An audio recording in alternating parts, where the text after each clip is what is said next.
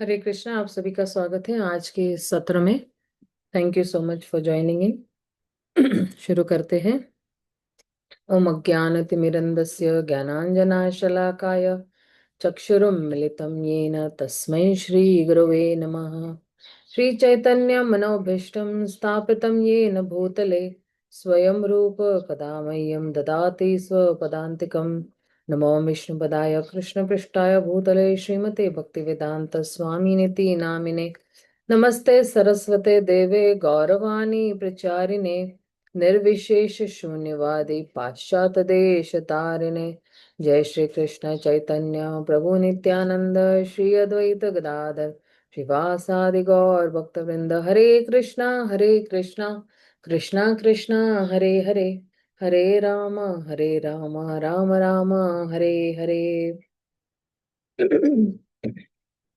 तो कल जो है हम लोग जो है इस 35वें श्लोक पर थे। और मैंने यहाँ पे इसलिए रोका था कि यहाँ से सिद्ध लोक के बारे में कुछ बहुत विशेष बता रहे हैं। कहते हैं कि जो कोई दुश्मन भी है ना, वो भी सिद्ध लोक की प्राप्ति कर सकता है। तो क्या कह रहे हैं? काम द्वेष भयात् स्नेहा यथा भक्तेश्वरे मनः आवेश्य तदम हित्वा बहस्त बहवस्त गति गता।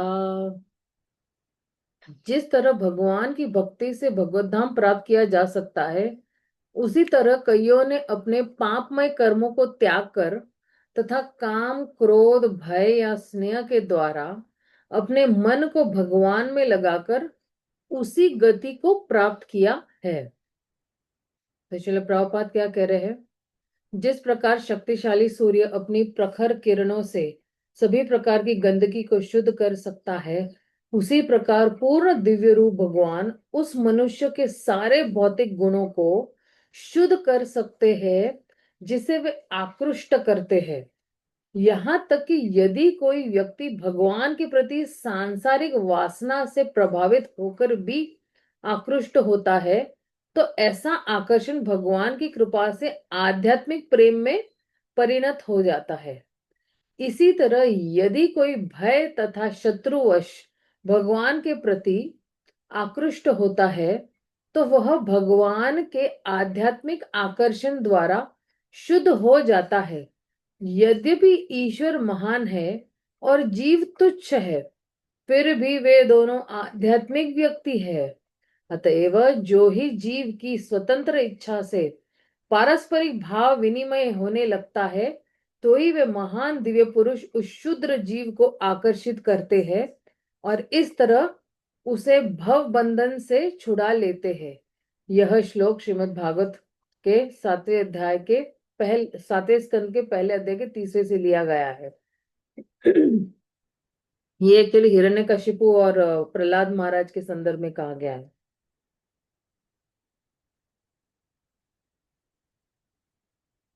अब आगे क्या कह रहे हैं? यदि न प्रियाणा च प्राप्येम मेकमिवोदितम् तद ब्रह्मा कृष्णैरैक्यातिकारणकपाजुषो। तो जहां यहाँ कहा गया है कि भगवान के शत्रु तथा भक्त एक ही गति प्राप्त करते हैं, वहां इसका आशय यह है कि ब्रह्मा तथा भगवान कृष्ण अनंत एक ही है। इसे सूर्य तथा सूर्य प्रकाश के दृष्टांत से समझा जा सकता है, जिसमें ब्रह्मा सूर्य प्रकाश के समान है और स्वयं कृष्ण सूर्य के समान है।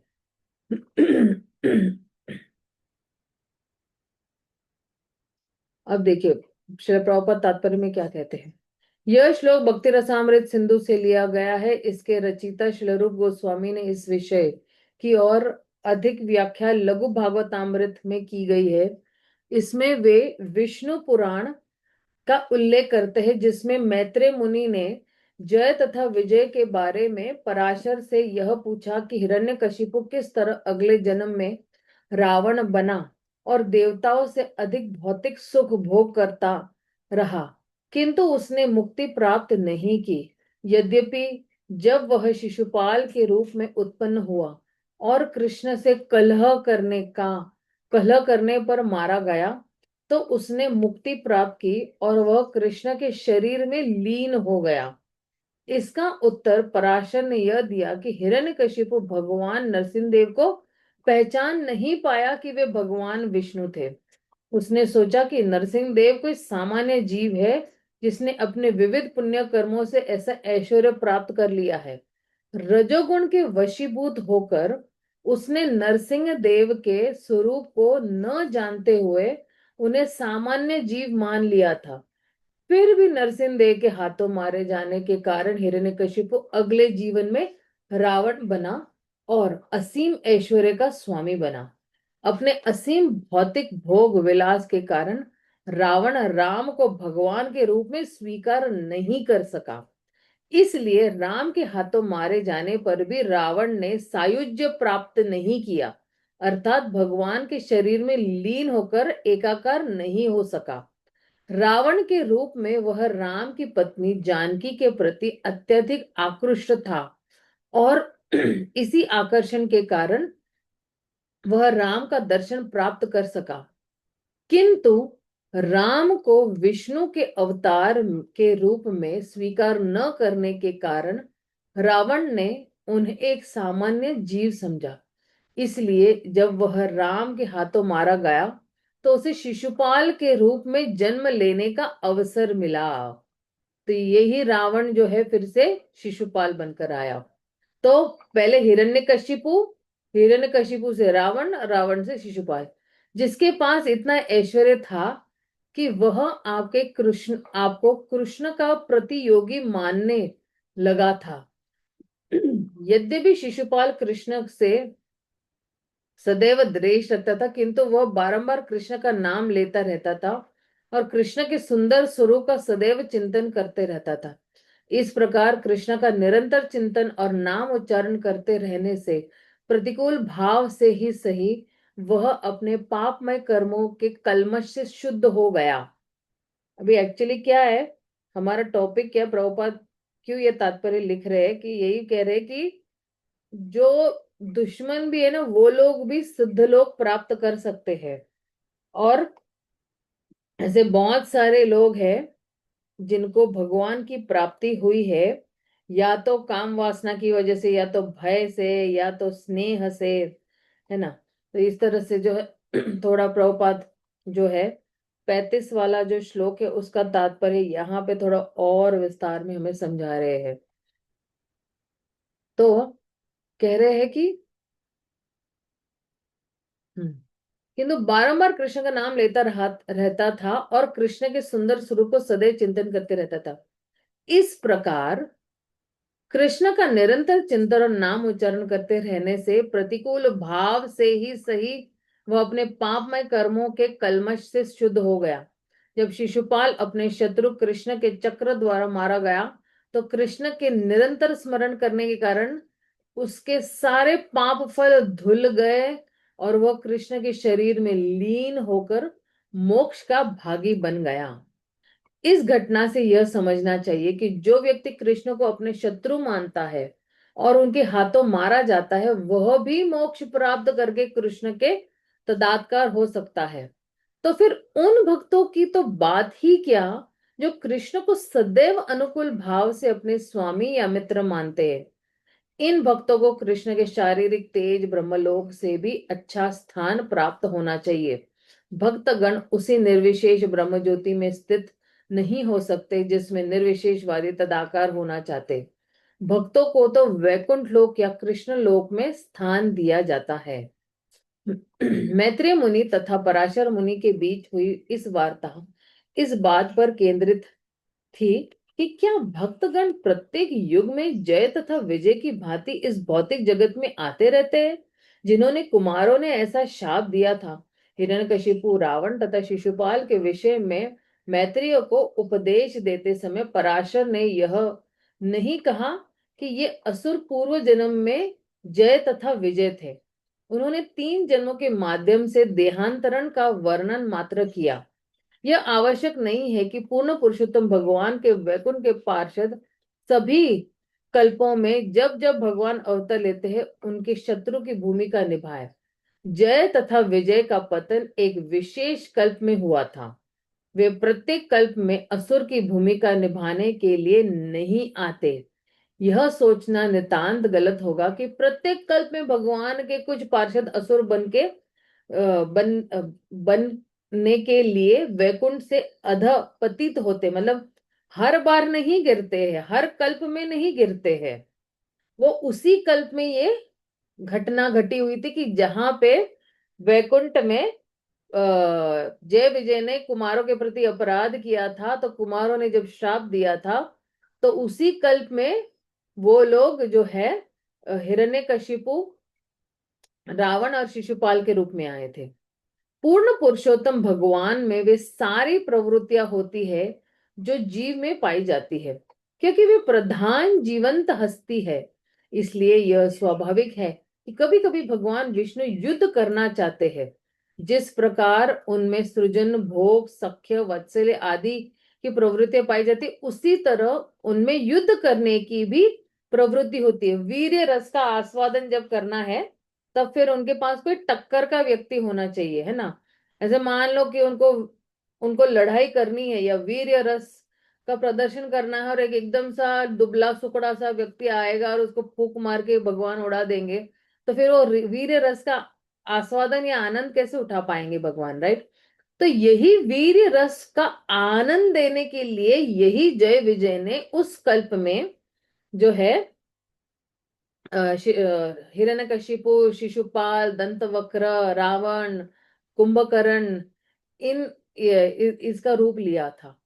कभी कभी बड़े बड़े जिम्मेदार तथा राजा लोग पहलवानों को रखते हैं जिनसे वे क्रीड़ा युद्ध करते हैं। उसी तरह विष्णु भी अपने लिए ऐसी व्यवस्था करते हैं। जो असुर इस भौतिक जगत में पूर्ण पुरुषोत्तम भगवान से युद्ध करते हैं, वे कभी कभी उनके पार्षद होते हैं। जब असुरों की कमी हो जाती है, क्योंकि आपको पता है ना कि अ, भौतिक जगत आध्यात्मिक जगत का 1/4 है। मतलब क्या, आध्यात्मिक जगत 3/4 है, 3/4 है, और भौतिक जगत सिर्फ 1/4 है। और वहां पे आध्यात्मिक जगत में भक्तों की संख्या 3 गुना ज्यादा है यहाँ से। तो हम लोग तो यहाँ पे सिर्फ क्या है, 1/4 है, ठीक है ना। तो कह रहे हैं, जब असुरों की कमी हो जाती है तो भगवान युद्ध करना चाहते हैं, तो वे वैकुंठ को अपने कुछ पार्षदों को उकसाकर यहाँ पर आने और असुर की भूमिका अदा करने के लिए प्रेरित करते हैं।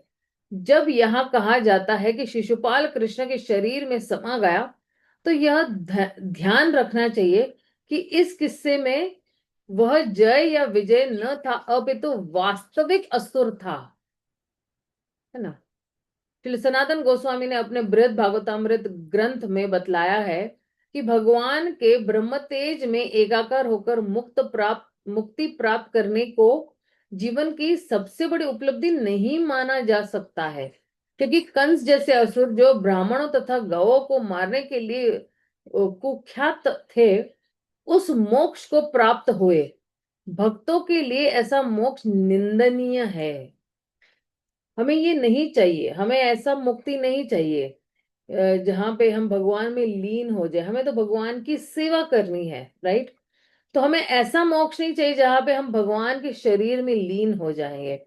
हमें भगवान के श्री चरणों तक पहुंचकर उनकी सेवा करनी चाहिए, ये भक्त का इच्छा होती है। देखिए, अब देखिए, हम लोग ने गोपियों के बारे में कितना सुना, राधा रानी के बारे में कितना सुना, फिर उसके बाद मोक्ष की क्या जरूरत है भक्तों को, है ना। भक्त वास्तव में दिव्य पद पर अवस्थित होते हैं, जबकि अभक्त नर्क जाने के पात्र होते हैं। भक्त के जीवन में तथा असुर के जीवन में अंतर होता है, और उनकी अनुभूतियां उसी तरह पृथक होती है। जिस तरह स्वर्ग और नरक के बीच में अंतर है। असुर सदैव भक्तों से द्वेष रखते हैं और ब्राह्मणों तथा गायों का वध करते हैं। आप देखिए, अभी हाल ही में कितना कुछ हम लोग देख चुके हैं, और कितने तथाकथित जो है लोग ब्राह्मणों को, गायों को बहुत हानि पहुंचा रहे हैं। और जहां पे ब्राह्मणों और गाय का वध किया जाता है, वहां पे प्राय जो है प्रकृति अपना चमत्कार दिखाती ही है। वहां पे निश्चित रूप से भूकंप आना ही आना है। असुरों के लिए ब्रह्म तेज में तदात्कार होना अत्यंत महिमाशाली हो सकता है, किंतु भक्तों के लिए यह नारकीय है। भक्त के जीवन का लक्ष्य पूर्ण पुरुषोत्तम भगवान की प्रेम भक्ति में पूर्णता प्राप्त करना है। जो लोग ब्रह्म तेज में समा जाने की आकांक्षा रखते हैं, वे भी असुर की तरह निंदनीय है। अब सोचिए, जो लोग ब्रह्मवादी है, क्योंकि उनको ब्रह्म तेज में समा जाना है, तो वो भी असुरों की तरह, हालांकि वो असुर नहीं है, वो असुरों की तरह निंदनीय है। क्योंकि क्यों? वो सिर्फ अपनी ही बारे में सोच रहे। ये जितने भी ब्रह्मवादी मायावादी है ना, ये दूसरों के बारे में नहीं सोच रहे, वो अपने बारे में ही सोच रहे। स्वार्थी व्यक्ति है। तो भक्त लोग जो है, वो क्या है, वो दूसरों के बारे में सोचते हैं, कृष्ण के हित के बारे में सोच रहे, कृष्ण को कैसे प्रसन्न करना है, राधा रानी को, गोपियों को, भक्तों को, साधु संतों को किस तरह से हमें जो है वो प्रसन्न करना है। भक्त लोग का हमेशा प्रयास ही रहता है। तो जो है, जो भक्तगण भगवान की दिव्य प्रेम भक्ति में लगे रहकर उनका सानिध्य प्राप्त करने की इच्छा रखते हैं, वे बेहतर है। तो निंदनीय कौन है? ब्रह्मवादी है। अच्छा, ब्रह्मवादी में और ये मायावादी में फर्क क्या है, ये भी जान लीजिए आप, ठीक है ना। अब माया और दोनों में भयंकर कौन है? तो ब्रह्मवादी जो है, वो भ्रमण जो है ना, भगवान का जो, भगवान से निकला हुआ जो तेज है, उसके बारे में काफी कुछ उनको ऐसे लग रहा था। उनका गंतव्य जो है, आखिरी लक्ष्य जो है, वो ब्रह्म तेज में लीन हो जाना है। तो ये है ब्रह्मवादी, ठीक है। लेकिन और वो कहते अहम ब्रह्मास्मि, अहम ब्रह्मास्मि, है ना। तो हम ही वो ब्रह्मा है, हम ही वो भगवान है, इस तरह से, है ना। ये ब्रह्मवादी है, और इनका गंतव्य क्या है? ब्रह्म तेज में लीन होना। लेकिन ये जो मायावादी है, तो ये मायावादी सोचते कि हम ही भगवान है, नमो नारायण। और हम अहम ब्रह्मास्मि, तुम भी ब्रह्मास्मि, हम सब भगवान है, मैं भी भगवान, तू भी भगवान, सभी भगवान है। तो भगवान तो एक ही हो सकता है ना, भगवान 10-12 तो नहीं हो सकते हैं, है ना। तो इसलिए दोनों में से खतरनाक एक्चुअली जो है वो मायावादी है। इसलिए आप देखना, चैतन्य महाप्रभु हमें मायावादियों से सतर्क कर रहे हैं। अब चैतन्य महाप्रभु ने ये नहीं कहा ब्रह्मवादी सुनीले होए सर्व, ब्रह्मवादी भाष्य सुनीले होए सर्वनाश। उन्होंने क्या कहा था? मायावादी भाष्य सुनीले होए सर्वनाश। वो ऐसा ही होगा कि जैसे सर्प ने जहां पे दूध छुआ है, तो सारा दूध जहर जैसे हो जाता है। तो ये मायावादी जो है ना, ये कृष्ण अपराधी है, कृष्ण के अपराधी है। इसलिए यही मायावादी जो है, वो भी जो है बहुत निंदनीय इसलिए है कि वो अपने आप को भगवान मानते हैं, और दूसरों को भी ये समझाने की कोशिश करते हैं कि तुम भी भगवान हो। उनको अज्ञानता के वश जो है वो पता ही नहीं है कि मैं जो, हर जीव जो है वो भगवान का दास है। जीव कभी जो है ईश नहीं हो सकता है। ईश से ही जीव निकलता है, ईश्वर से ही भगवान निकलते। तो जीव जो है कभी भी ईश्वर नहीं बन सकता है। गुणात्मक रूप से जो है वो एक है, लेकिन जो है वैसे जो है उसको क्या कहते हैं, गुणात्मक रूप, और उसका ऑपोजिट मात्रा मात्रा। हाँ मात्रा। Thank you Prabhu ji, thank you very much.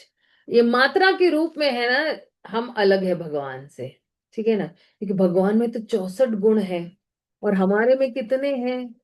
जीव में 26 गुण पाए जाते हैं। तो कहाँ 64 गुण भगवान के, कहाँ हमारे 26 ही गुण है हमारे फिर। तो इसलिए जो है हम अणु है और भगवान विभु है। भगवान महान है और हम जो है आ, महान नहीं है। महान एक ही व्यक्ति है और वो है परम भगवान श्री कृष्ण। इस तरह से तो ये दोनों है ना, इन दोनों का मतलब अंतर समझना बहुत जरूरी है। और आप देखना बार बार भगवत गीता में भी है ना, प्रभुपाद ने तात्पर्य में बहुत अच्छा, खास करके आप 7वां अध्याय देखना। 7वें अध्याय के आप देखना 14 श्लोक है, 14वां है, 15वां है, इसमें मायावादियों के बारे में बहुत बताया हुआ है प्रभुपाद ने। वो दो तात्पर्य पढ़ना आपको काफी और स्पष्ट हो जाएगा। ओके, हम थोड़ा आगे बढ़ते हैं। तो अब देखिए यहाँ, हरे कृष्ण माता जी। प्रभु जी बताइए। माफी चाहूंगा माता जी, ये जो अभी जो बताया जो शिशुपाल का, तो ये जो पहले बोला गया था, पहले हमने अक्सर पढ़ा हुआ है कि जो जय विजय जो थे, ये 3 जन्मों के बाद भगवान फिर वो वैकुंठ लोक लौट जाते हैं। तो यहाँ पे प्रभुपाद जी जो करे शिशुपाल के बारे में, तो करे तो शिशुपाल वो नहीं था, मतलब यहाँ पे तो वो तो असुर था। तो इसको हम थोड़ा कैसे समझें? प्रभु जी, जब शिशुपाल का वध हुआ था ना, तो हाँ जी, आपको पता ही है कि एक्चुअली शिशुपाल की जो माता है वो एक्चुअली कृष्ण की मौसी है। हाँ जी, हाँ जी, और जब उनका जन्म हुआ था ना, तभी भविष्यवाणी, पहले के पंडित लोग भविष्यवाणी कर देते हैं ना। हाँ तो जी, हाँ जी, फिर जो है इसकी भविष्यवाणी हो गई थी कि इसका वध जो है ये मरेगा तो कृष्ण के हाथों से मरेगा। तो मौसी को पता चल गया कि मेरे बेटे का वध जो है वो कृष्ण के हाथों ही होने वाला है। और तो कृष्ण ने वचन दिया था एक्चुअली अपनी मौसी को कि जब तक 100वें अपराध तक मैं माफ करूंगा, 101 पर फिर मैं उसका वध करूंगा। तो जब तक वो 100, और शिशुपाल ने है ना उसी भरी सभा में बाकी के जितने भी, क्योंकि बहुत बार उसने अपमान किया था भगवान का, और आमने सामने अपमान बहुत बार किया था। हालांकि अभी ग्रंथों में जो है या भागवतम में इतना 100 क्या क्या अपराध किए थे उसकी पूरी लिस्ट नहीं दी है। लेकिन जब राजसूय यज्ञ था और युधिष्ठिर महाराज को जो है वो सम्राट घोषित करना था, और उस वक्त उनका जो राज्य अभिषेक होना था उस वक्त, तो उस वक्त की ये जो बात है, तब बहुत अपमान किया था, बार बार ग्वाला ग्वाला ग्वाला कह के, या बार बार और काफी अपमानित शब्द। चलिया चलिया, ग्वाला और सब हाँ, बहुत सारी बहुत सारे बातें ऐसे बोली। अपमानजनित शब्द जो है, क्योंकि देखिए भगवान भी एक व्यक्ति है ना, उनकी भी एक सेल्फ रिस्पेक्ट है, राइट। तो और भगवान का एक गुण है क्षमाशील। लेकिन भगवान ये पूरी दुनिया को ये दिखाना चाहते थे कि कितने हद तक किसी को सहन करना है। कभी कभी भक्त इतने विनम्र होते हैं ना कि इतना मतलब सहन करते हैं कि उनका बांध टूट जाता है। उस हद तक जो है भक्त लोग सहन करते हैं। तो वहां पे कृष्ण जो है, देखिए कृष्ण ना आत्माराम है। कृष्ण को ये सब लगता नहीं है कि किसी ने अपमान किया, ये किया है। लेकिन अच्छा, आप बोलोगे माता जी पहले तो अभी आपने ये बताया कि अरे जो है कृष्ण भी एक व्यक्ति है और उनको भी जो है, तो ऑफ कोर्स लगता भी है। और लेकिन उसके बाद जो है उनका जो करुणामयी वाला स्वभाव है वो भी उत्पन्न होता है। और उसके अंदर कृष्ण में काफी मिक्स्ड भी जो है वो भावनाएं होती है। लेकिन दुनिया को दिखाने के लिए कि अन्याय को सहन नहीं करना है, आप अगर वो व्यक्ति नहीं है, क्योंकि कृष्णा छलिया है ही नहीं। कृष्णा जो है वो अ, उस द्वापर युग में ग्वाल बाल बन के आए हैं, राइट। तो अगर आप जो नहीं हो और आपको वो बताया जाए और आप पे आलोचना की जाए या आप पे इल्जाम लगाया जाए, तो निश्चित रूप से क्रोध व्यक्ति को आना चाहिए। तो कृष्ण को भी क्रोध आया और कृष्ण ने 100 अपराध तक क्षमा किया। 101 पर जो है उन्होंने सीधा अपना सुदर्शन चक्र निकाल के उसका वध कर दिया। अब आपका जो प्रश्न है कि शिशुपाल जो है वो भगवान में लीन हो गया था उस वक्त, राइट। क्योंकि बार बार उसने जो है भगवान को याद किया था, उनके रूप को याद किया था, बार बार कृष्ण का नाम भी लिया था, लेकिन प्रतिकूल भाव से लिया था। तो भगवान का एक नियम है, चाहे आप प्रतिकूल भाव से लो या अनुकूल भाव से लो, आपको मैं आपका उद्धार निश्चित रूप से करूंगा। अगर अ, अनुकूल भाव से लेते हैं तो हम भगवान के धाम चले जाते हैं, लेकिन प्रतिकूल भाव से अगर लेंगे तो फिर जो है हमें उनकी सारूप्य मुक्ति मिल जाएगी या सायुज्य मुक्ति मिल जाएगी, ये भगवान डिसाइड करेंगे और उनमें लीन हो जाते हैं प्रायः हम। तो ये जो शिशुपाल है, और आप देखना, ये जितने भी राक्षस है, जैसे मैंने पहले भी कहा था कि ये उसी कल्प में आए हैं, मतलब इसी कल्प में, ये वाला जो कल्प चल रहा है इसी कल्प में आए हैं। शिशुपाल हो, दंतवक्र हो, चाहे वो रावण हो, कुंभकर्ण हो, या फिर ब्रह्मवर्त। हिरण्याक्ष, हिरण्यकशिपु, ये या जगाया और मधाई, ठीक है ना, ये इसी कल्प में आए हैं। अब अगले कल्प में आएंगे या नहीं, ये नहीं है, ये निश्चित नहीं है। तो कभी वीर्य रस का आस्वादन करना है तो फिर जो है ऐसे ही शक्तिशाली लोगों का जो है भगवान जो है अपने शत्रु के रूप में उनको लाते हैं, और फिर वीर्य रस का आस्वादन करते हैं इस तरह से। दंतवक्र के साथ काफी लड़ाई की थी भगवान ने। तो इस तरह से जो है प्रभु जी, इसका ये उत्तर है कि भगवान जो है स्व इच्छा से जो है ये कार्य करते हैं, और शिशुपाल का बहुत मतलब पाप का घड़ा भर गया था, इसलिए अब आगे और न करे, इसलिए भगवान ने जो है वध कर दिया था, क्योंकि भगवान को जो है भविष्य पता था कि ये निश्चित रूप से करता रहेगा। है ना, आप सोचिए ना कि अगर एक व्यक्ति इतना अपमान भगवान को भरी सभा में कर रहा है, जहां पे पूरे विश्व के राजा महाराजा आए थे, पूरे विश्व के, उस वक्त तो पूरी पृथ्वी एक ही थी ना, और एक ही सम्राट हुआ करते थे, तो युधिष्ठिर महाराज जो है पूरे पृथ्वी के, अगर एक व्यक्ति ने ऐसे कहा है तो 10 व्यक्ति कल बोलने आ जाएंगे और भगवान के प्रति अपराध करेंगे। तो ये न हो, इसलिए इसने कड़ी दंड दिया गया था।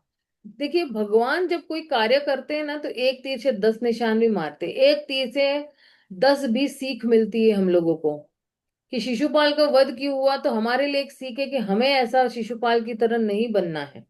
दूसरा, हमें लोगों की इस तरह से, इतनी बुरी तरह से हमें आलोचना नहीं करनी है भक्तों की, राइट। और क्योंकि भगवान भी जो है वो खुश नहीं होंगे ऐसी आलोचना करेंगे भगवान की या भगवान के भक्तों की। तीसरा ये है, भगवान यही बताना चाहते हैं कि भले ही आप मेरे सगे संबंधी क्यों ना हो, फिर भी मैं आपको बख्शूंगा नहीं। अगर कोई मेरे भक्तों की अगर आलोचना कर रहा है या मेरी खुद की आलोचना करना है, तो मैं फिर बख्शूंगा नहीं उनको, उनको भी दंड भोगना पड़ेगा। और चौथा, भगवान यही दर्शाना चाहते हैं कि कोई मुझे अनुकूल प्रतिकूल भाव से जो है अगर बचता है, फिर भी मैं उसको उद्धार करता हूं, क्योंकि ये मेरा गुण है, यह भगवान का गुण है कि उद्धार करना उनका गुण है। दंड देना, दंड देकर उद्धार करना, ये भगवान का गुण है। पहले दंड देंगे, उसका वध करना यानी दंड दे दिया, लेकिन उसके पश्चात जो है फिर जो है उनका उद्धार भी करना है, क्योंकि जीव जो है वो भगवान पर ही निर्भर है, बाकी किसी पे निर्भर नहीं है। जीव भगवान के नीचे है और भगवान जीव के पिता है, तो पिता को ही सब कुछ संभालना है। तो एक ये शिशुपाल की जो है घटना से प्रभु जी बहुत सारी सीख हम लोगों को भी मिलता है कि हम हमें भी कैसे व्यवहार करना है।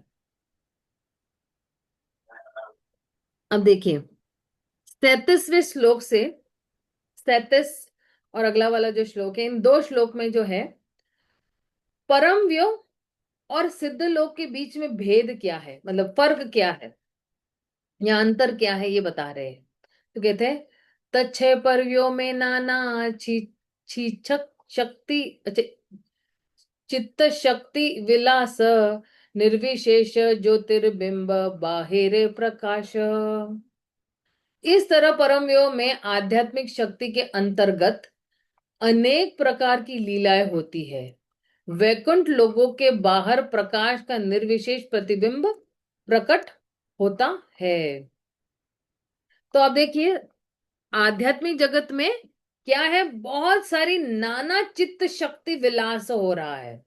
अलग अलग जो है क्या हो रही, लीलाएं हो रही, अनेक प्रकार की लीलाएं हो रही है।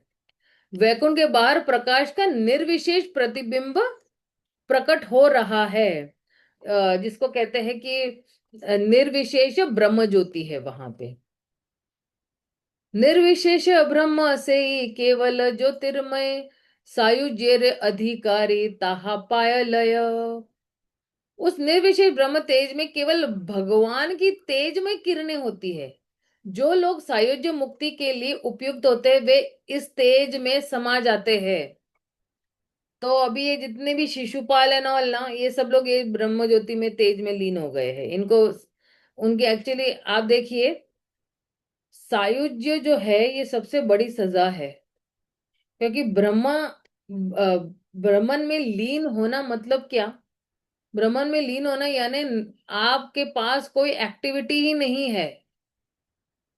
आपके पास जो है वहां पे जाके जो है कोई एक्टिविटी ही नहीं है, कोई कार्य ही नहीं है आपके पास। तो इसलिए जो है, आप एक तरह से समझो कि ब्रह्म ज्योति में अगर कोई लीन हो रहा है तो उसके लिए ये सबसे बड़ी सजा है, भयंकर सजा है उसके लिए, है ना। तो इसलिए जो है यही समझना है। तो एक सेकेंड ना।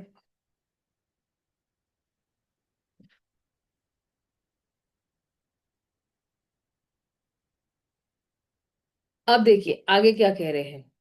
सिद्ध लोकस्तु तमस पारे यत्र वसंती ही सिद्ध ब्रह्मा सुखे मग्न दैत्यांश हिरणाहता। तमो क्षेत्र भौतिक ब्रह्मांड के परे सिद्ध लोक का क्षेत्र स्थित है। वहां पर सिद्ध गण ब्रह्मानंद में मग्न होकर निवास करते हैं।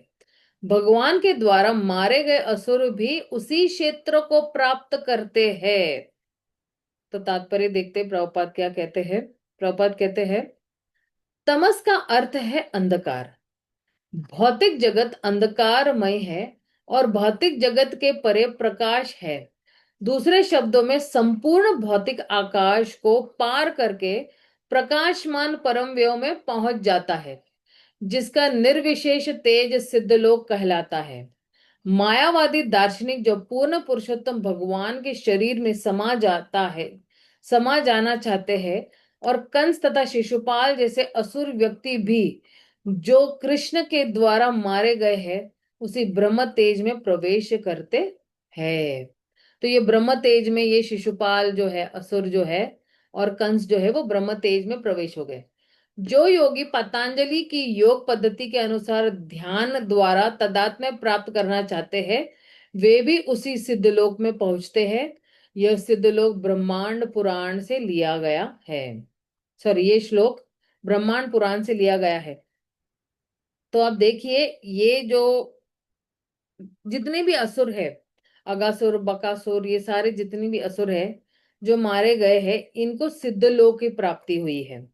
और यही सिद्धलोक क्या है, ये सिद्धलोक जो है वो जो आध्यात्मिक जगत के बाहर जो भगवान की से निकली हुई तेज है या किरणें हैं, वही ब्रह्म ज्योति कहलाती है। और यही सिद्धलोक में ये सारे जो है क्या कहते हैं, ये असुर जो है ये प्रवेश कर रहे हैं। क्योंकि आप अगर देखोगे पहले जो है सिद्धलोक के बारे में क्या कहा था 32वें श्लोक में, कि ये सिद्धलोक जो है वैकुंठ के बाहर के वातावरण में है, ज्योतिर्मय मंडल, है ना। तो वैकुंठ मंडल के बाहर है, और वहां पे क्या है, कृष्ण की शरीर से जो निकला हुआ तेज है वही तेज वहां पर मौजूद है। और ये भौतिक प्रकृति से भी ऊपर है। और हम लोग ने ये भी देखा था कि वहां पे केवल चित्त है, वहां पे सत भी नहीं है और आनंद भी नहीं है, वहां पे केवल चित्त है। और उसके पास जो है वैरायटी नहीं है, मतलब आध्यात्मिक वैरायटी नहीं है, ना ही चित्त शक्ति विकार, उसके पास कोई भी आध्यात्मिक वैरायटी नहीं है। कहते हैं ना कि अलग अलग प्रकार से आनंद नहीं ले सकते हैं। और कह रहे हैं कि वहां पे निर्विशेष तेज है, लेकिन जो है जैसे देखिए बाउंड्री के बाहर जो है वो निर्विशेष है ना, वहां पे केवल, लेकिन बाउंड्री के अंदर, है ना, अंदर यानी गोलोक में जाएंगे या आध्यात्मिक जगत में जाएंगे तो बहुत वैरायटी वैरायटी है आपके पास, है ना। आ, वहां पे जो है सत चित और आनंद तीनों मिलेंगे आपको, ठीक है ना, और वहां पे वैरायटी भी मिलेगी। हरे कृष्ण माता जी। हाँ प्रभु जी बताइए। माता जी, इसी में एक जगह लिखा हुआ है कि सिद्ध लोक वो लोक होता है, वो कहते हैं कि स्वर्गिक लोक जहाँ के निवासियों के पास यौगिक सिद्धियां हैं और भौतिक रूप से उन्नत लोगों का लोक है ये, ऐसा बोला जाता है। हाँ हाँ हाँ, योगिक सिद्धियों से जो है वो वहां पे पहुंचते हैं। यही हाँ जी। ब्रह्मवादी लोग हैं, यही यही सिद्ध लोग, ये जो है ब्रह्म ज्योति है, ये ब्रह्म ज्योति में लीन हो जाते हैं। और हाँ जो जी। हाँ जी। बाकी जितने भी असुर है जो कृष्ण द्वारा मारे जाते हैं, वो लोग भी इस लोक में पहुंच जाते हैं। हाँ जी माता। अब देखिए आगे क्या कह रहे। अब यहां से जो है महाशंकर्षण के बारे में जो है इसकी व्याख्या होने वाली है। करीबन 8 श्लोक जो है वो महाशंकर्षण के बारे में। और ये महाशंकर्षण के बारे में भी समझना बहुत जरूरी है कि ये जो है दूसरा चतुर्व्यूह है, उसके पास अपनी भी ऐश्वर्य है। और जो है ये सारे जीवात्माओं के क्या है, ये आश्रय है। सारे जीवात्माओं के आश्रय कौन है? महाशंकर्षण है। तो देखिए, से पर अव्यो में नारायण चारि पाशे, द्वारा का चतुर्व्यूह है द्वितीय प्रकाशे। उस परम परम व्योम में नारायण के चारों ओर द्वारका के चतुर्व्यूह के द्वितीय विस्तार रहते हैं। ये द्वितीय विस्तार है। तात्पर्य, परम व्योम में कृष्ण धाम स्थित द्वारका के चतुर्व्यूह रूपों का दूसरा प्राकट्य विद्यमान है। ये सारे रूप आध्यात्मिक होते हैं और भौतिक गुणों से अप्रभावित रहने वाले होते हैं। इन रूपों में श्री बलदेव महाशंकर्षण के रूप में प्रतिनिधित्व करते हैं। बलदेव जी महाशंकर्षण के रूप में प्रतिनिधित्व। परम योग के सारे कार्य शुद्ध आध्यात्मिक स्थिति में अंतर्गत शक्ति के द्वारा प्रकट होते हैं। वे 6 दिव्य ऐश्वर्यों में विस्तार करते हैं और वे सभी समस्त जीवों के परम उद्गम तथा लक्ष्य महाशंकर्षण की अभिव्यक्तियां हैं। आध्यात्मिक स्फुल्लिंग जिन्हें जीव कहा जाता है, यद्यपि जीव शक्ति नामक तटस्थ शक्ति से संबंधित होते हैं, किंतु वे भौतिक शक्ति के प्रभाव में रहते हैं। क्योंकि ये स्फुल्लिंग भगवान की अंतरंगा तथा बहिरंगा दोनों ही शक्तियां से संबंधित रहते, अतः वे ये तटस्था शक्ति से संबंधित माने जाते हैं। भगवान का चतुर्व्यूह जो वासुदेव शंकरशन प्रद्युम्न तथा अनिरुद्ध नाम से विख्यात है, उस पर विचार करते हुए श्रीपाद शंकराचार्य की अध्यक्षता में मायावादियों ने वेदांत सूत्र की स्तुतियां की व्याख्या इस प्रकार की है, जो निर्विशेषवादी मत के अनुकूल हो। किंतु वृंदावन के 6 गोस्वामियों में प्रधान श्रील रूप गोस्वामी ने अपने लघु भागवतामृत में, जो कि वेदांत सूत्रों की स्तुतियों का स्वाभाविक भाष्य है, इन निर्विशेषवादियों को सटीक उत्तर दिया है। श्री रूप गोस्वामी ने लघु भागवतामृत में पद्म पुराण से प्रमाण दिया है कि परम योग के 4 दिशाएं हैं, जो पूर्व पश्चिम उत्तर तथा दक्षिण के अनुरूप है, जिनमें वासुदेव शंकरशन अनिरुद्ध तथा प्रद्युम्न स्थित है। ये ही रूप भौतिक आकाश में भी स्थित है। पद्म पुराण में परम योग में वेद वतीपुर नामक स्थान का भी उल्लेख है, जहां वासुदेव निवास करते हैं। शंकरशन सत्यलोक के ऊपर आए हुए विष्णु लोक में निवास करते हैं। शंकरशन का अन्य नाम महाशंकरशन है। प्रद्युम्न द्वारकापुर में निवास करते हैं और अनिरुद्ध क्षीर सागर स्थित श्वेत द्वीप में अनंत शैया के नाम से प्रसिद्ध नित्य शेष शैया पर शयन करते हैं। अब देखिए, वासुदेव शंकर्षण प्रद्युम्न अनिरुद्ध द्वितीय चतुर्व्यूह एतुर्य विशुद्ध।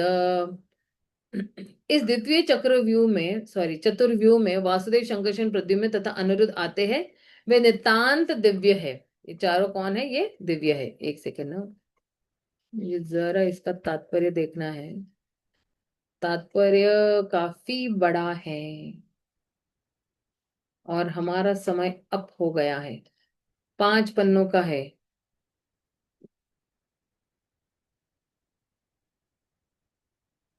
5 नहीं, 6 पन्नों का है। तो एक काम करते हैं, हम यहीं पे विराम देते हैं, क्योंकि जो है अगले सेशन का समय हो गया, मतलब हमें भी भागवतम सुनना है मंदिर में। तो हम यहीं पे विराम देते हैं और कल मिलते हैं हम लोग, ठीक है ना। शिला प्रभुपाद की जय, और भक्त वृंद की जय। हरे कृष्णा, हरि बोल। शिला कृष्णाज कविराज गोस्वामी की जय। चैतन्य चरितामृत की जय। माता जी हरि बोल। हाँ, हरे कृष्ण बोलो। हाँ, हरे कृष्ण। हरे कृष्ण प्रभु जी। माता जी, मेरे मोबाइल के प्रॉब्लम की वजह से मेरे 3-4 लेक्चर मिस हो गए। उनकी रिकॉर्डिंग भेज सकते हैं क्या? प्रभु जी, आज मैं ना सारी जितनी भी पेंडिंग रिकॉर्डिंग है ना, पहले यही काम करती हूँ कि सारे पेंडिंग रिकॉर्डिंग भेज देती हूँ मैं प्रभु जी, ठीक है ना। Thank you. हाँ, हरे कृष्णा, हरि बोल। हरे कृष्ण।